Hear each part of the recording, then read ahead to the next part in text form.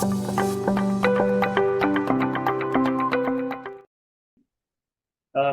the follow-up process with Agent Locator, how we call and we call and we call and we keep calling and calling and calling. And obviously times have changed. There's other modes of communication now with emails, text, voicemail, WhatsApp messages, Facebook messages, Instagram, you name it. So I'm curious to know, like, after the call process doesn't work, let's say you call a lead 5, 10, 15, 20 times and it's always going to the voicemail. At what point do you actually start, alternate means of communication, whether it be email or WhatsApp or anything? Now, where are you located? Do you have any out-of-country leads coming in, or are they mostly local? Mostly local. So you don't really have to, because WhatsApp's really good for out of country, right? Like if they have that number that's like out there. And I always go back to the basics. When before all the social media and before the cell phones, communication was always by land, by sea, by air, right?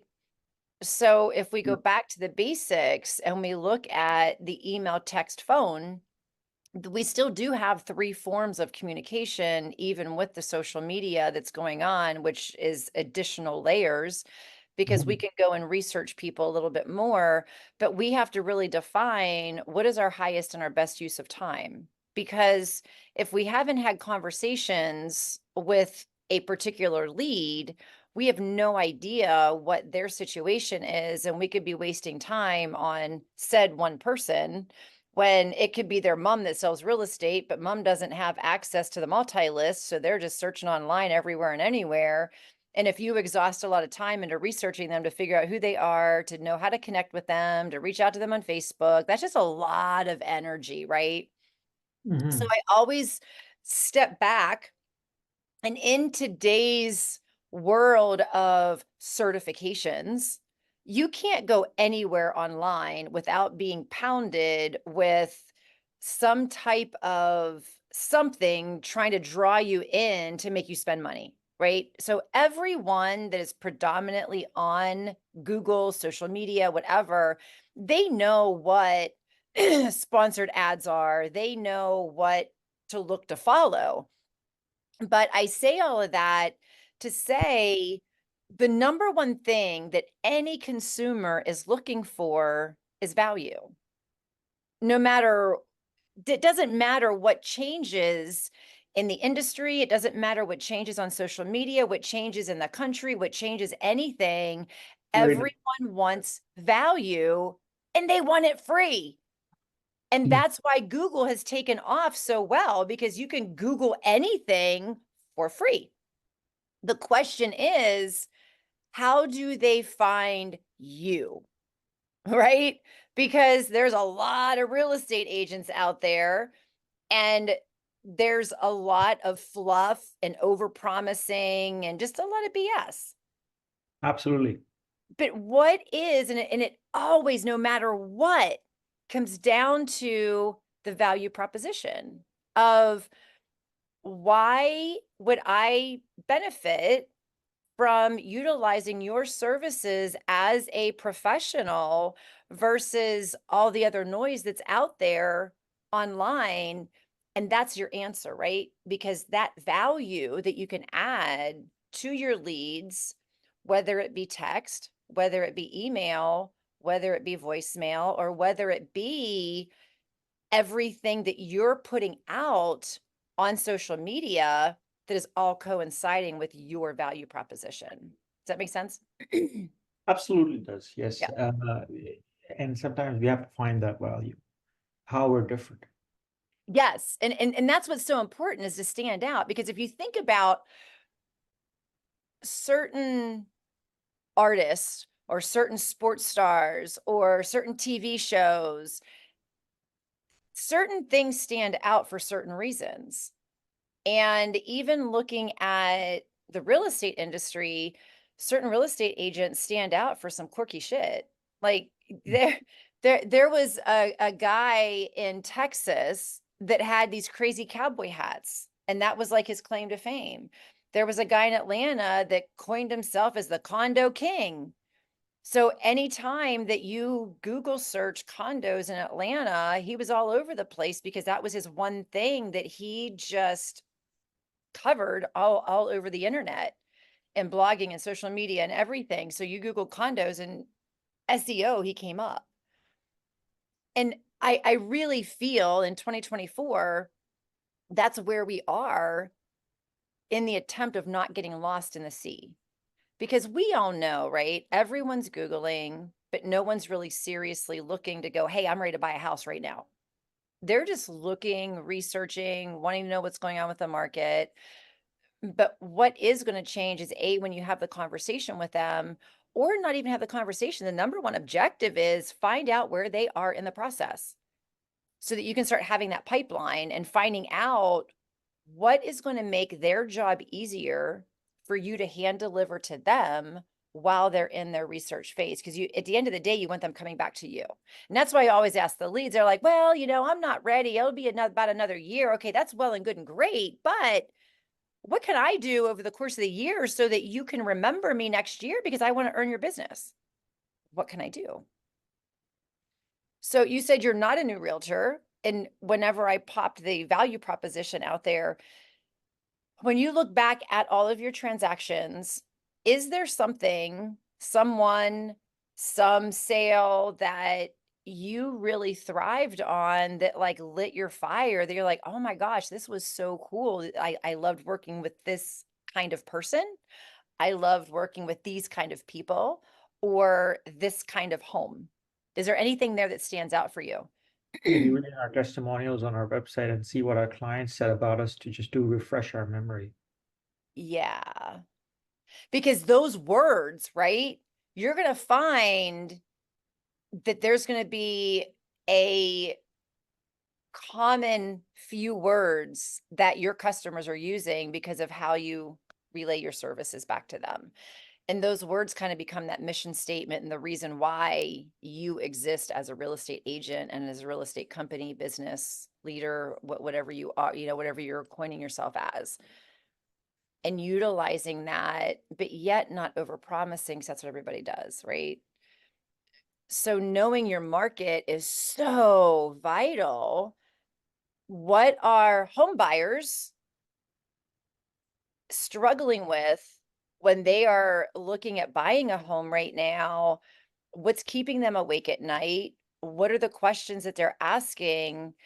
And how can you answer those questions? And that's where this can really become a fun game if we look at our database more as, let's call it a science experiment. Because I'm the quintessential of beta testing, because everybody loves to be part of a stat and helping to provide information that's going to give stats. Or like, ooh, I'm going to be part of like, ooh, you're like questioning me like I'm somebody important, right? So if you can kind of use communication to your leads from a more inquisitive perspective of, hey, I'm interviewing home buyers and I really want to know, what is your biggest struggle when you're searching for homes online? Because honestly, we really don't care about anything else other than them raising their hand. And if you can get someone to respond to that, you've started communication. Yeah, And that's the very beginnings of a relationship. And then 100%. their guard's going to be down. They're like, oh, he's not like actually, but I mean, they're going to think, oh, he's trying to sell me something. And just letting them know, I'm just doing data research right now because the market has shifted so much. What is the biggest challenge right now with real estate for you with your sales? Oh, you're asking me? What is your biggest challenge right now in the market? Obviously, the interest rates are a huge hurdle right now for everybody. People aren't getting qualified, and everybody seems to think, like I find that when I'm talking to my sphere, people are telling me, oh, there are no real estate going on right now. Like, oh, that's not true. Real estate is going on. The question is, are we the ones getting it? Mm-hmm. There are homes being sold every day, right? And again, I think it's a very valuable point you've just added, that how can we sort of do a little bit of soul search or whatever and figure out what makes us different from everyone else. Where's the value coming from? And if it means going back a few years back in time and just seeing which of our clients really appreciated the work that we did, you know, I think that would that definitely is a great way to start. Well, and all the online certifications, all of the online courses are very geared towards who is your avatar, who is your ideal client. Because whenever we're looking at making sales, our first thought is we want to solve everyone's problems and be everything to all, right? Like there's a lot of fish in the sea. Let's just go out and like just pepper them with BBs and like let's just like spread our love everywhere and sell everybody a home, right? But the reality is if you have a target in front of you with the rings leading down to the bullseye, if you're shooting with a BB gun, you're peppering everywhere. But if you're aiming with a rifle that has one bullet in it and you are really aiming and focusing, you know you're going to hit that target. But with practice, persistence, consistency, you're going to hit that bullseye.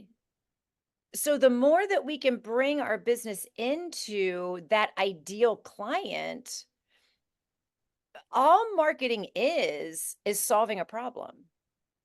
When inventions come up, it just makes things easier for people. That's just why people buy. And you know, I've coined my phrase of, we always want to be the umbrella on a rainy day, because it doesn't matter how many umbrellas you own. If you're out without it and you're caught in the rain, you're buying another one. So if you can be that umbrella on that rainy day, you've solved all the world's problems for your business. But we have to find out what is the problem in the market for you to be able to solve, because then that's your marketing message. And the only way for us to find out is to ask people. And if we start talking to our leads from that perspective, hey, I'm doing a survey and I'm really looking for some statistics here. Are you looking to buy a home this year in 2024 and 2025 or 2026, or not at all? And people love that stuff, because then they're like, oh, well, he's not trying to sell me something. It's like, ooh, I'm part of a survey. And then you can follow up with a question and just ask, what do you feel is missing when you're searching for homes online? And see what they get back. And then there's your value. And then same with sellers, right? Are you looking to buy or sell in 2024, 2025, 2026, or not at all? Mhm. And then asking them what their biggest struggles are. And ChatGPT needs to be your like absolute ultimate best friend, because you can cue into ChatGPT. I'm creating a survey for home buyers, and I really want to find out these specifics. Can you create an email template for me? And then honestly, you could do it as a Google form. You can just create a Google form for them to just click, click, click, right? Have you ever done a Google form? Are you tracking? So Yeah. Google Forms is literally a link that you would have in your email, or you can just even ask them, hey, can I send you a Mhm. Google form? Mhm. Can I text you a Google form to fill out to help me with my survey to add more value to the real estate industry? Mhm. And thankfully, this is being That- recorded. I don't want to repeat that because that was That- Yeah. the chat You can makes even sense. feed the leads that fill out that form. If you're sending it in your day-to-day, you can use Zapier, Google Form yes, you can do responses. that too. And that's getting way in over my head. Yeah. But yes, Yeah. you can absolutely do that. So when So a Google form is something you just go into Google and you like create form, and you can put questions in there. And literally, whenever they open the form, they can just click yes, yes, yes, no, or you can ask them how to add an explanation or whatever. But that way, at least you're getting communication, you're setting yourself apart, and you're doing something different. And that data may lead to something that kind of gives you an eye opener going, oh my God, all these people are saying that nobody's buying a house. Well, Mhm. here's the stats. They really are. So what makes you say, why do you say nobody's buying a house or nobody's buying homes right now? I mean, a lot of people have this notion that rates are so high that a lot of people are themselves like they're always keeping a back eye on the market, and they're always thinking of maybe upsizing or buying a bigger house. But obviously, with the higher rates, the payments are so high. So that's and they're just assuming nobody's doing it. But so I want to ask you, when you say make Chat GDP your best friend, could you tell Yeah, us more about that? Like, how of does course. that help us? Yeah, Chat GPT, especially if you have the app on your phone, you can Yeah. personalize it, right? You can go in there and set up your settings with your name, your birthday, your dog's names, your pet's names, your industry, what you do, and it will remember all those key dynamics. And you can literally create Chat GPT to be your office assistant, to be your email creator, to be your marketer, to be your ad creator. And you can literally ask Chat GPT, I want to create a survey for buyers in the real estate market. What are what are the top 10 questions that would give me the best results for a great Oh, survey? that's awesome. And then whoop, and then I mean you modify it and you make it work for you, Hmm. but it will remember that memory. So now that you got the 10 questions, Chat GPT, and so mine's Alex. Hey, Alex, now that you have the 10 questions, can you create me 10 emails off of each question that I can create an email campaign for? Whoop, you got your email content. You got 10 emails right in your Chat GPT. It takes a lot of the time work out of what you want to do. Right, because what's always our excuse? We get these great ideas, but then it's like, oh, then we got to sit down and create it, right? But Chat GPT just spits it out like this, and it has all of the intel of everything on the internet. So you can even tell Alex or whoever you name your Chat GPT, you can even tell it, can you write it in the style of your favorite actor or your favorite comedian? So you can even give it a flair and a flavor of your style of how you want them to write the emails.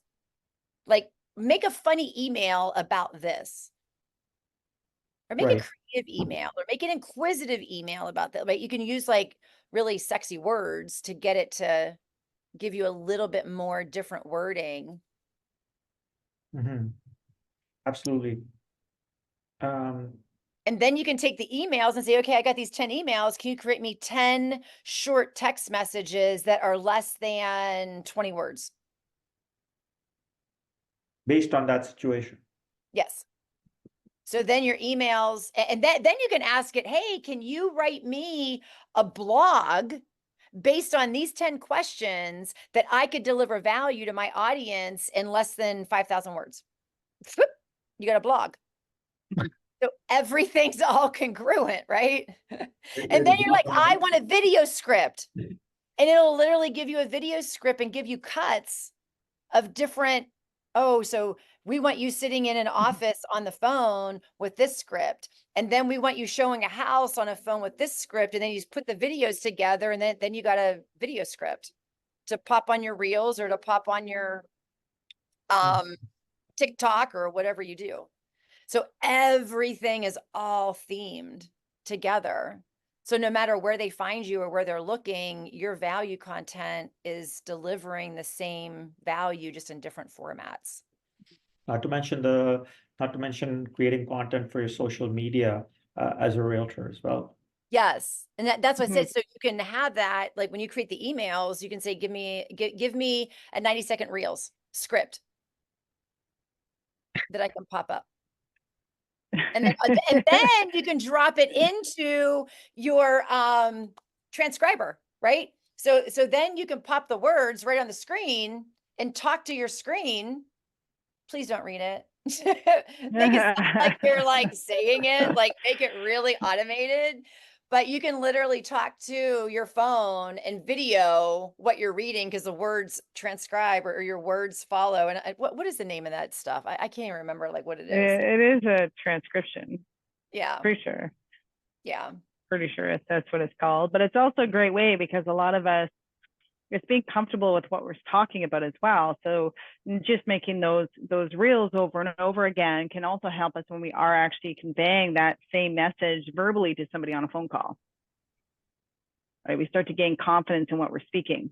Yes. Well, and what I find is Teleprompter. I'm saying teleprompter. Thank you. My brain was like I could not remember that word for the life of me. Thank you, Keenan. So what I find in my conversations, I'm saying the same thing over and over and over again. Yeah. So that's what you need your content to be around. Those questions, but we need to find out what questions buyers are asking, what questions sellers are asking, and who best to ask with the leads in our database. Mm-hmm. And your past clients. Your past clients are gold because then, hey, can you do me a favor and help me out with a survey that I'm doing? And can you ask all of your friends and family and let me know what their response is too? Because then they're spreading your name out and say, oh, if you find anybody that wants to buy or sell, can you please just pass my name on? Because my goal for this year is X amount of sales. And you already said like nobody's buying and selling. Can you help? Can you help a homeboy out here? Absolutely. It's a great way to stay in touch with the past clients and making sure that you're not alienating them either when the times are a little slower. Yeah, and it's weird. I mean, come on. I'm not going to sit here and say, "Oh, call all of your past clients and ask them for business." Like that's just cheesy, and I was never comfortable doing that. Redundant. I hate asking for referrals. Like it's just not natural until it becomes natural, right? But if you're asking them about a certain, and that's why when I would door knock, I hated, "Hey, you think about selling your house? Hey, I'm doing a survey." I'm just wondering, like, how long have you been in your home? And right. And it's like that just takes the pressure off because I'm doing a survey. I'm not trying to sell your house, but you're thinking about selling next year. Oh, okay. Yeah. Yeah. Start every conversation off with I'm doing a survey. You do Popeyes with your past clients for the referrals as well. I know Realty, he does at least 1 to 5 a week. Oh, I was just in the neighborhood. Yeah. I was just in the neighborhood. Like I was in the neighborhood. I made intention to drive into your neighborhood. Yeah. But he gets like so much of his business is all just referrals. Like he does leads with us, but he doesn't work any other leads. He doesn't need to. It's for all his other agents. So it's definitely, and it's and to your point, Crystal, that's one of your legs of business, right? And for us to have a really strong foundation in any business, we have to have multiple sources of lead generation and business coming in. So door knocking being one leg, lead generation being another leg, referrals being another leg, like your past clients. It's so good to be well versed in each of those little business strategies, but you've got to perfect one before you go to the next. And let's face it, right? One of my favorite books is 1 Minute Millionaire, and it's literally 2 books in one. The left side is the actual, and I might have this wrong. You got the left side and the right side. The left side is the actual story of building a database. The right side is a fictional story that talks about this woman that I think her husband died and the in-laws took her children. And she was like destitute. She had nothing. And they said, until you make $1 million, you will not see your children again. So her goal was to figure out how she could make $1 million. And it was building a database. It was building a database. Because if you have enough people that are your ideal client, that are your avatar, when that market shifts, man, who they calling? And it's like, boom. And then if you ever want to do any type of course or any type of anything, you can literally make $1 million in a minute because you have enough of an audience. I mean, look at singers whenever they advertise tours. They can sell out a concert in minutes. But you've got Joe Blow that's just a rising artist that couldn't sell out a concert in 5 years. So it's all about people knowing you, what you stand behind and your value. The more people that know you, obviously, the easier business becomes. Slowly. Yeah. And that's my coach. I remember I was so buyer heavy because I built my business on internet lead gen, and it was very buyer heavy in the buyer's market. So my only listings were the buyers that had something to sell. And my coach said to me, he goes, "Why don't you have more listings?" And I'm like, "I don't know, coach. Tell me why I don't have more listings." And he says, "Because people don't know who you are. They don't know that you are an option for a listing appointment. What are you going to do about it? How are people going to know that Beverly Ruffner is an option for a listing appointment to interview you? Because if they don't know you exist, they're not going to call you to interview you." But I remember every day opening my multi-list, 1+, what came on the market today? And I'm like, mother trucker, this agent got that listing. Are you kidding me? How? This is like the worst agent. And I'm like, how? I'm like, oh, they didn't know me. Right? So it is our job to put ourselves out there for people to know that we are open for business. And when we're paying to generate leads, this I promise you, that lead is not sitting there online, Google searching homes for sale, going, I'm playing matchmaker. I might just find my best real estate agent whenever I Google homes on for sale in my market, right? They're not looking for you. They're not looking for Susie. They're not looking for Joe. They're looking for freaking homes online. They don't care about the real estate agent because all you are is a licensed person that can open a damn door for them or put a sign in the yard. Because average consumer does not understand the value of representation. Yeah. Because they just think, oh, well, you're just making a shit ton of money because you're putting a sign on my yard. You don't want to do anything. Well, you're just opening the door. You're not really doing anything. I just need to use you to open up the door and to get in the house to see the house. Right? They're not going online going, oh, this dude's website is so cool. I'm going to use him to be my realtor. No, they're just looking at homes online. But it's your job to make yourself stand out for them to recognize that. So if you've generated the lead, which trust me, in the yoga world, trying to generate leads for our yoga studio, man, real estate leads are so easy to generate. Yeah. Everybody's looking for a home, but not everybody's looking to do yoga, right? So I'm so spoiled on how easy it is to generate a real estate lead. But the work becomes finding out where these leads are in the process, right? And capturing them for them to recognize you as, wow. So, Beverly, I've been a Mike Ferry prior to joining AgentLocator. Mike Ferry for about 4 odd years, I would say 5 maybe. Sure. And Mike Ferry's definition of a lead is somebody who's willing to sign a contract within 7 to 10 days, which is world apart from AgentLocator's concept. Well, Mike Ferry is still stuck back in 2009, 2010. And I like the fact about the different strategy and approach with AgentLocator in terms of how you nurture the lead, because nurturing is a big deal with this format. And but at the same time, I think it's important because a lot of people are not gonna make a decision within 6 to 7 to 10 days or even 1 month. Maybe they might be 4 to 6 to 8 to even 12 to 18 months out, right? That's correct. But at the same time, I like the Mike Ferry idea about the fact that the best friend for your lead follow-up system is the trash can, because the last thing you want is the nicer, the better quality leads to be sort of put in the background, and the garbage ones are always taking all your time out. So I think it is also important to get rid of the leads that you feel that are gonna just weigh on you, kind of thing. Well, and that's why the mass communication is so important, right?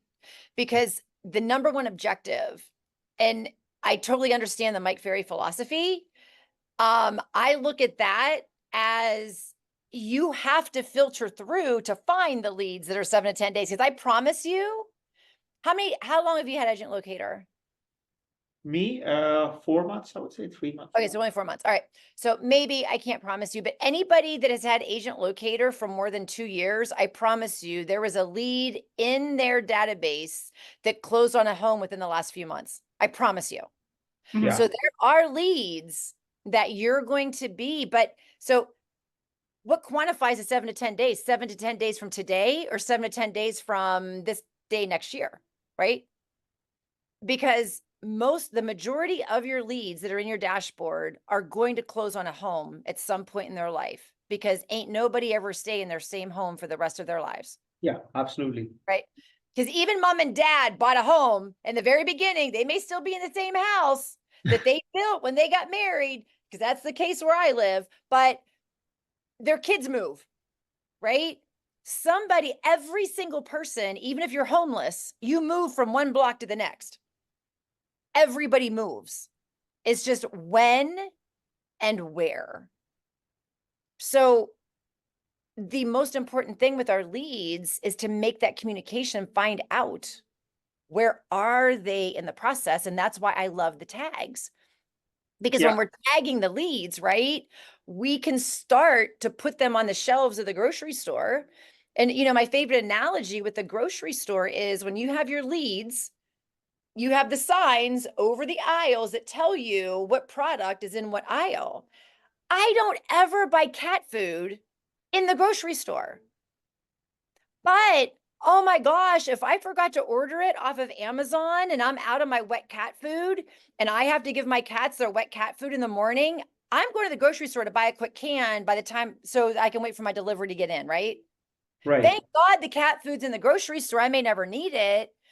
But the more conversations that we have with our leads, tagging them based on whatever their situation is or timeline is, will then bring us to the 7 to 10 day time frame. Absolutely. Mhm. That's So what we the T word's like the F word. I'm like, I get like apprehensive whenever I hear the trash word, because you have to remember Agent Locator is there to be your database, and we're in a service industry. The only thing you have of value is data. The more leads that you have in your database that are organized based on situation, the more valuable of an asset that is to your business. And that is why people buy companies. So yes, these people may not be buying for another 3, 4, 5 years, but we're still closing leads that we acquired from 15 years ago. Mhm. So it's always collecting data, and your real job is, as a realtor, is you're in the database gathering industry. You just happen to be selling a product that pays in dividends whenever these people do buy. So our job is to go out and find people, because at the end of the day, we just open up a phone book and start dialing, right? What good's a database if it's just people? You want quality. And that's where your tagging and the conversations comes into play. Because if someone says, they're going to have to carry me out of here in a wooden box. Well, all right, I'm sorry. Buyer lost, not buying, or seller lost, not selling. How old are you? No. Yeah, how old are you? Who's the executor of your will? Yeah. What's his name, phone number? What's his social security number? Okay. So yes, I do believe, yes, we need the Mike Ferry leads, but we have to nurture those leads to get them to the 7 to 10 days, and we have to find those people. So what are our pillars of our business to attract the people that are going to be buying and selling?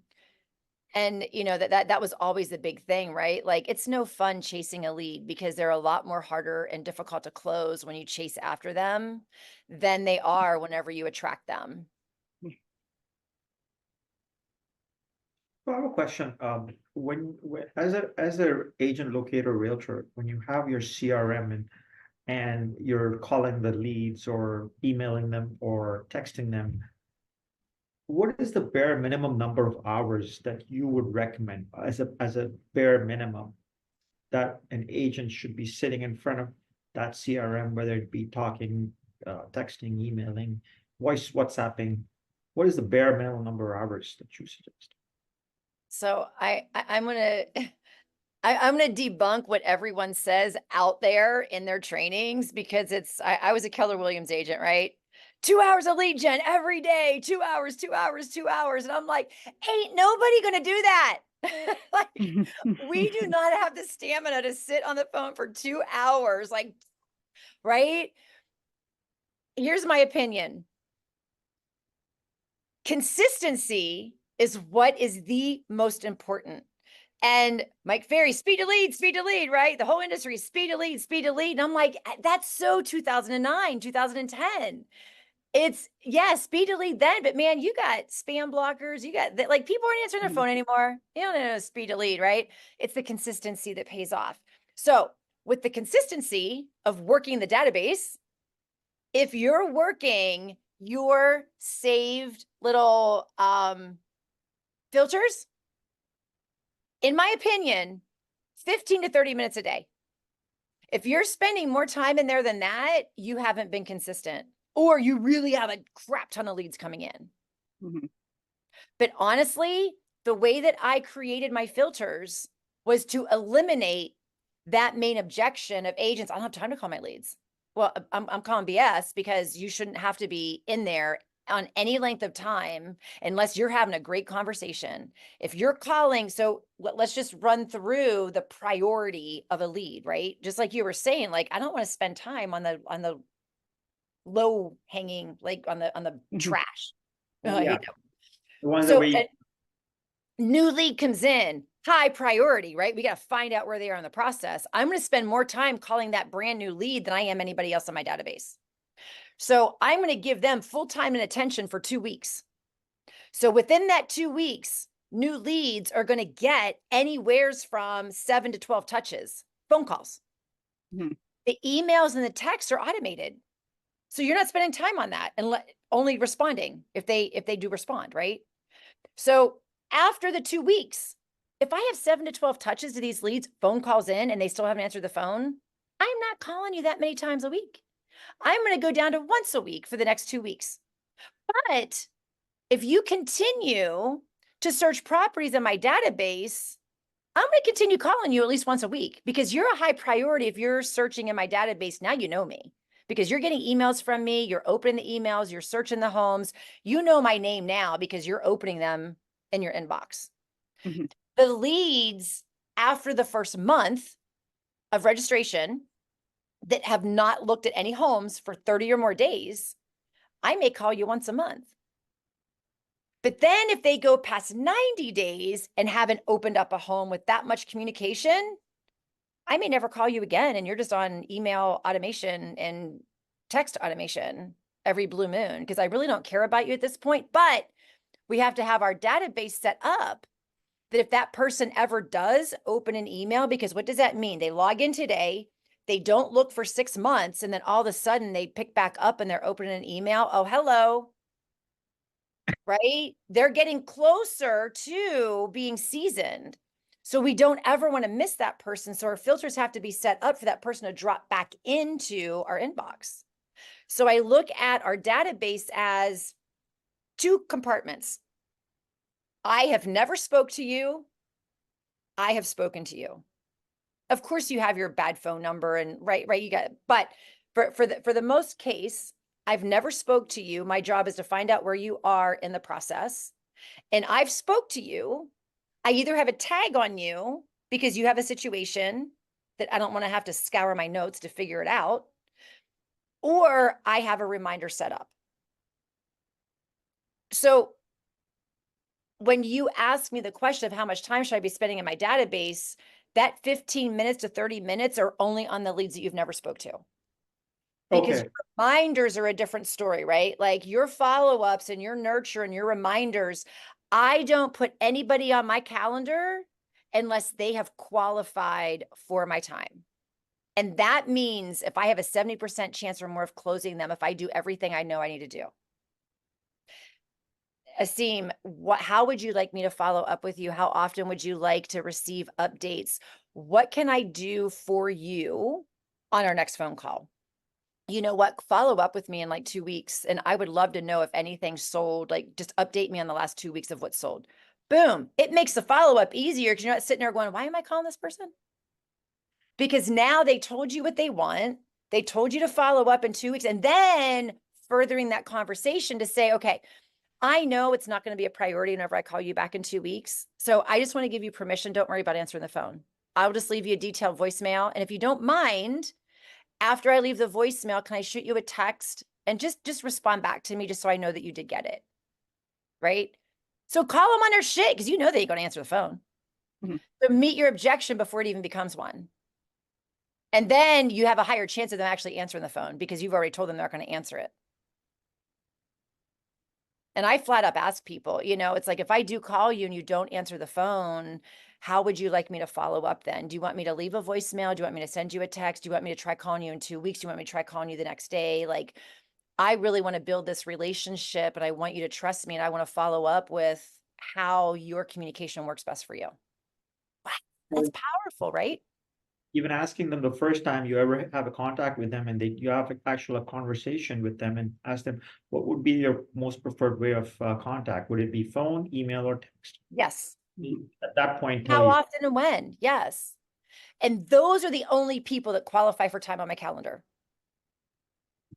Anybody else, like if someone's like, oh, I'm going to be, you know, I might be buying in the next year or two, but I do want to receive email updates.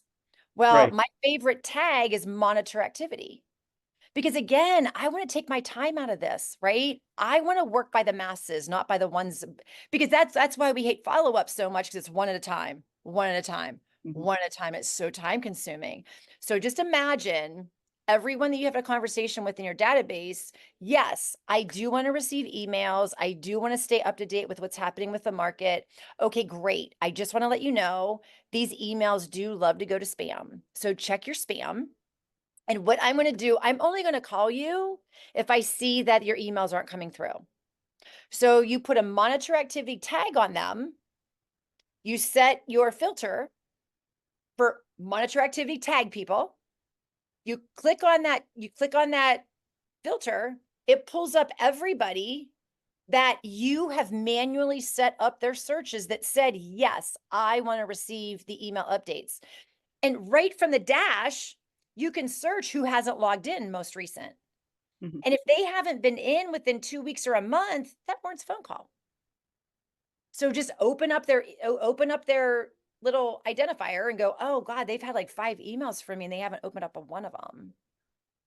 And just call and say, hey, it's Beverly. I just want to let you know the emails are coming through. I just want to remind you to check your spam because I noticed that they're not getting opened. Right. Right. And then that way it takes out the one by one by one by one, and we don't have to remember anything. You can do it by the masses. And that's how we work all the tags. You know, someone says, oh, I have an agent, you know, okay, well, whatever. What's your agent's name? Oh, well, right. They muddle around because they really don't have an agent. So if you have that tag and you search everybody that has an agent and you see by the mass, my last conversation was 6 months ago, but they're still looking for a house. Did they really have an agent? Did something change? Like what? Like, I'm not going to call them and go, hey, last time we talked, you had an agent. I'm just checking in to see how your home search is going. Because we all know when you take buyers out and they get frustrated and they're like, you know what, I'm just going to rent for another year. I'm not going to buy right now. This is just too frustrating for me.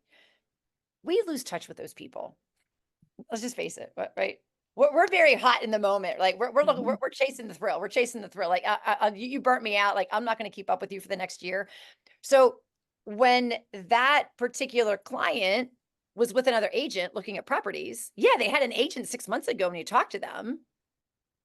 But if anything changed in their life, are they still in communication with that agent? Probably not. So you Right. can pick them up where they left off. But the only way we can do that is to be organized in our database. And when we search by the quantity, by the masses, it makes it very easy. And then you can even send out a text message. Hey, just check in on your home search. How's it going? So time frame,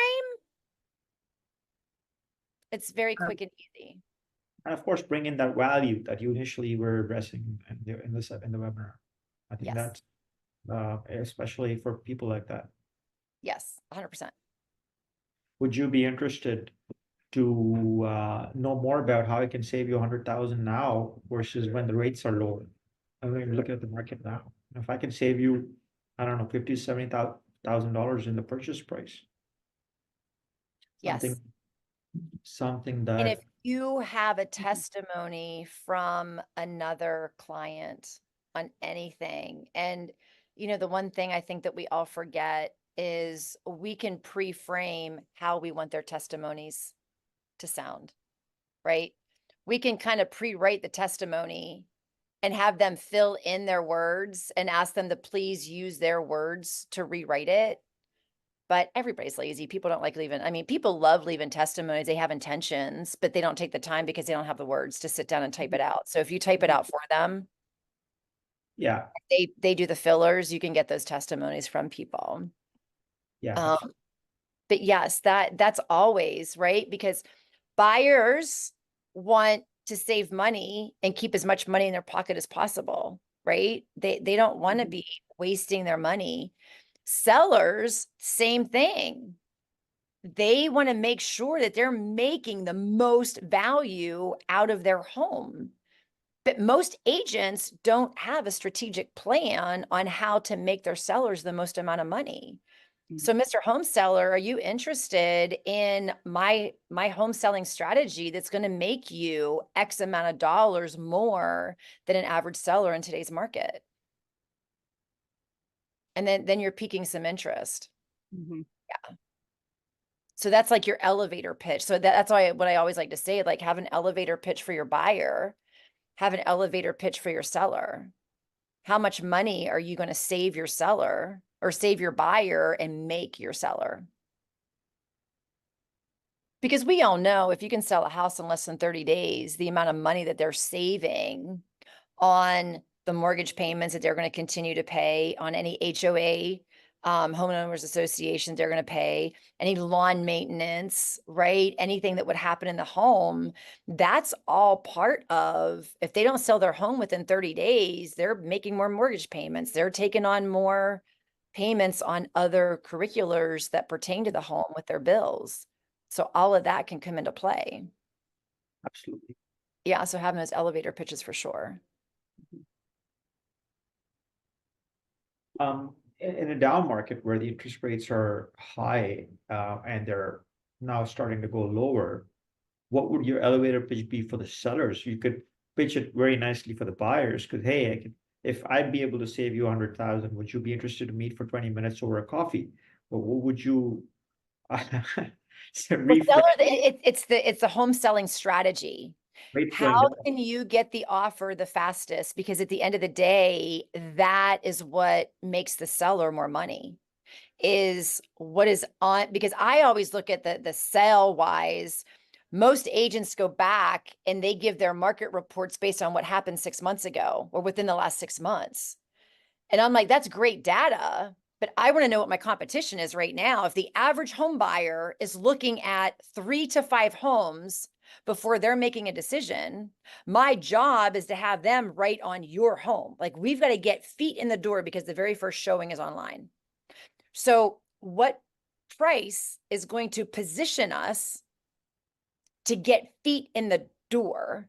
So if you're looking in a price bracket, what is your average price range in your market? Average sell. 1.4 to 1.5. Okay. So if you're looking, so if buyers are looking for a $1.4 million home, what is their start price when they're Googling online? What price do they start at? 1.3 to 1.6, something like Let's that. say 1.3 million. So you plug in what is on the market in this area that buyers are going to be looking in this home from 1.3 million to 1.5 million. What is active right now? And looking at your said property and taking it in comparison, what price is going to set you above all of those other properties? And that's your strategy. Because then, okay, now we got that number. Let's look at what's under contract. If we were on the market when this home got an offer on it, would we have been able to substantiate that number based on what that home has to what your home has? And what's even fun is if you black out the prices and ask your seller, potential seller, what they think that home value is, because that opens their eyes to their own home. Play the guessing game. But so it's the strategy, right? And let's face it, the interest rates and the sales price, that's not what makes the sale. It's the monthly payment. So if you can create that opportunity that meets the expectation, you've got a sale. Yeah, I'm bringing the whole days on market perspective into the seller's mind and making them aware that, hey, if you are beyond the market, beyond 30 days, you have to be willing to sell below market price by X number of dollars. Yes, but stats don't lie. So if you show them what is active right now, the competition. So let's just say, for example, the seller's like, I want 1.5 million for my house and I won't take a penny less. But there's a home on the market for 1.3 million that's completely updated, brand new everything, incredible, blows your subject properties away. It's got one extra bedroom, it's got one extra bathroom, but they want 1.5 million. But why this one's been on a home for 60 days at 1.3 million. It's got way more than what you do. And they're even in a better school district. Why would you think you could get 1.5 million for yours? I can't. I walked away from 60% of my listing appointments because those stats don't lie. And they can't look at it and deny it. And then I'm like, I'm not creating history. Like, I am not going to put your home on the market at 1.5 million, knowing you're going to have to come down to probably 1.2. Because that home's going to get the offer, not yours.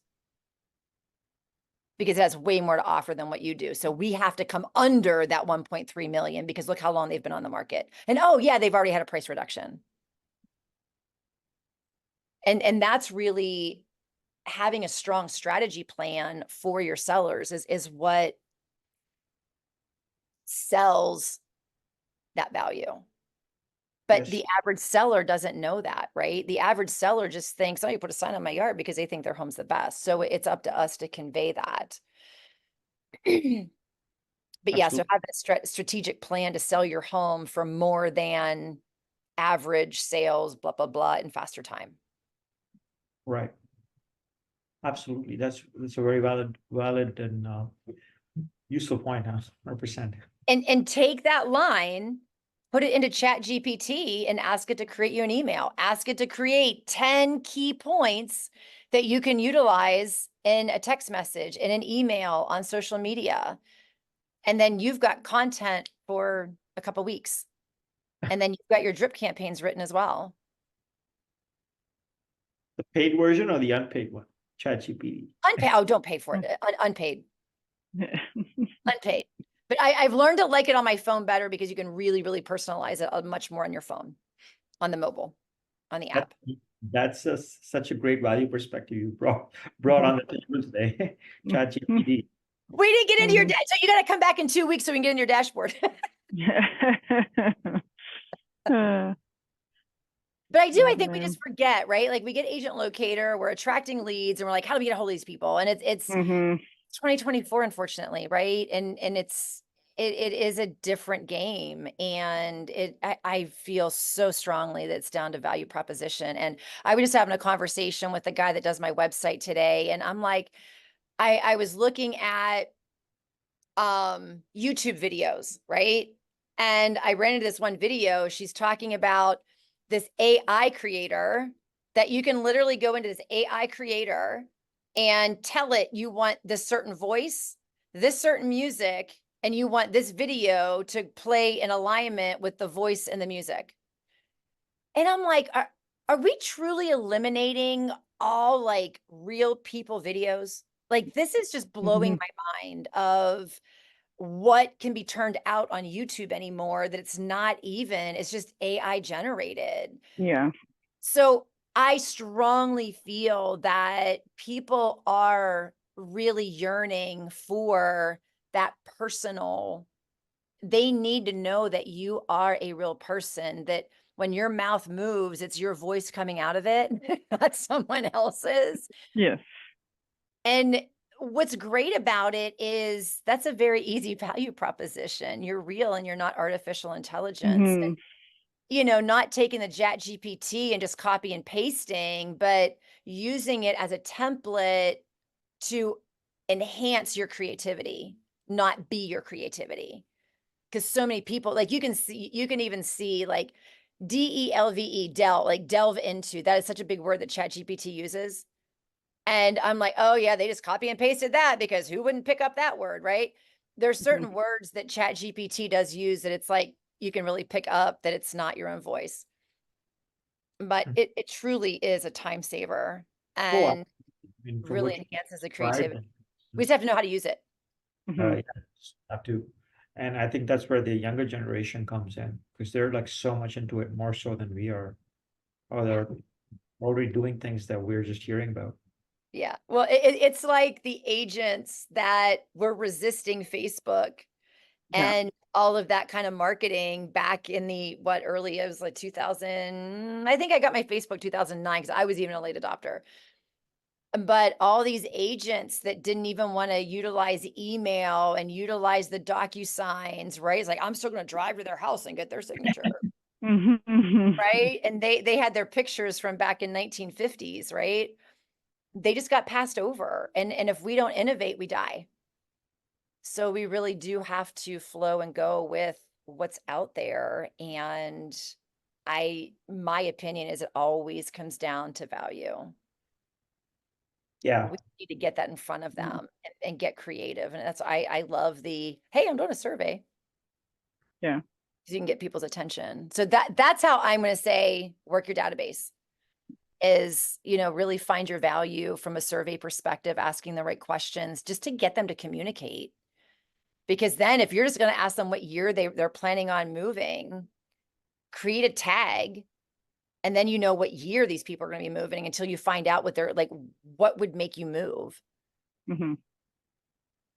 And for sellers, I always love the question of, do you have a make me move price? What is your make me move price? Because every seller has a number. Every seller has a number. Or every homeowner has a number that would make them move. It's just whether or not it's realistic or not. Yeah. And then obviously knowing how to hone in on their motivation, I think that's a big deal too. Yes. Yes. And that's why we got to have the conversations to find out, right? So we know where to put them. We need to know where to put them in the shelf of the grocery store. Yeah. Are they going over by the cat food that we never shop? But we need it once in a blue moon. Or are Mhm. they going over in the produce aisle that we go to the grocery store every day to buy fresh lettuce, right? Yeah, where are they going in the database? And that's why the conversations are so important. Crystal, are there any questions that came in or anything that we? No, Okay. no questions. Everyone's just taking on the information. Yeah, we Knowledge. got some like creative, fun content today. That was a fun Yeah. conversation. I hope it was helpful for you and worth your time.